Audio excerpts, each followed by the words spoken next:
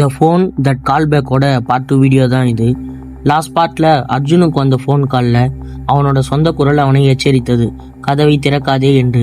அந்த எச்சரிக்கையால் அர்ஜுன் கதவை திறக்காமல் இருந்தான். இதனால் அர்ஜுனோட ரூம் கதவை தட்டும் சத்தம் அதிகமானது மற்றும் கதவின் கைப்பிடியும் கடுமையாக ஆடத் தொடங்கியது. அப்பதான் அர்ஜுனுக்கு ஒரு விஷயம் புரிய வருது. இது நம் நண்பன் ராகுல் இல்லை, வேறு ஏதோ என்று. அர்ஜுன் பயத்தில் கதவையே பார்த்து கொண்டிருந்தான். திடீர்னு கதவை தட்டும் சத்தம் நின்றுவிட்டது. அங்கு ஒரு நிசப்தமான அமைதி நிலவியது. இதை பார்த்த உடனே அர்ஜுன் ஒரு விதமான குழப்பத்தோடு யோசித்தான். ஒருவேளை வெளியே இருந்த நம் நண்பன் என்று கூறிய அது சென்று விட்டதா, இல்லை அங்கேயே இருக்கிறதா? ஒரு விதமான அச்சத்தோடு கதவு அருகே சென்றான் அர்ஜுன். அவன் மெதுவாக சாவி தொலை வழியாக பார்த்தான். அந்த காரிடார் காலியாக இருக்கிறது. வெளியே ராகுல் இல்லை, எந்தவித காலடி சத்தமும் கேட்கவில்லை. அந்த காரிடார் முழுக்க இருள் சூழ்ந்திருந்தது. இதை கவனித்துக் கொண்டிருக்கும் போதே திடீரென்று அர்ஜுன் போனுக்கு மீண்டும் ஒரு அழைப்பு வருகிறது, அதே அன்னவுன் நம்பரிலிருந்து. இதை பார்த்த அர்ஜுனுக்கு மீண்டும் ஒரு விதமான பயம் ஏற்படுகிறது. அந்த பயத்தோடே அழைப்பை ஏற்கிறான் அர்ஜுன். அர்ஜுன் நடுங்கும் குரலில் கேட்கிறான், நீங்கள் யார்? ஏன் என்னை எச்சரிக்கிறீர்கள் என்று. அந்த குரல் பதிலளிக்கிறது, நான் நீதான், ஆனால் நீ பார்க்க முடியாத ஒரு இடத்தில் சிக்கி கொண்டிருக்கிறேன்.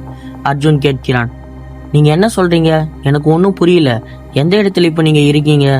அந்த குரல், இந்த விடுதியில் 2 நடைபாதைகள் இருக்கு. ஒன்றில் நீ வசிக்கிறாய், மற்றொன்று அதை அப்படியே பிரதிபலிக்கிறது. ஜெராக்ஸ் காப்பி போல இருக்கும் ஒரு நிழல் நடைபாதை. அர்ஜுன் சொல்கிறான், அதற்கு வாய்ப்பே இல்லையே. அந்த குரல் கூறுகிறது, அங்குதான் ராகுல் அழைத்து செல்லப்பட்டான். நானும் அங்கிருந்துதான் பேசி கொண்டிருக்கிறேன். இதை கேட்ட அர்ஜுன் மிகவும் பதட்டம் அடைகிறான். இதிலிருந்து நம்ம எப்படிதான் தப்பிக்க போறோமோன்னு அவன் யோசிச்சுட்டு இருக்கும் போதே அவனோட ரூம்ல உள்ள லைட்லாம் சடனா ஆஃப் ஆகி ஆன் ஆகுது. இதை பார்த்த அர்ஜுன் பயத்தின் உச்சிக்கே செல்கிறான். இருந்தாலும் அர்ஜுன் தைரியத்தோடு இதிலிருந்து நம்ம தான் தப்பிக்கணும் அப்படின்னுட்டு அந்த கீவோல் வழியாக பார்க்கிறான்.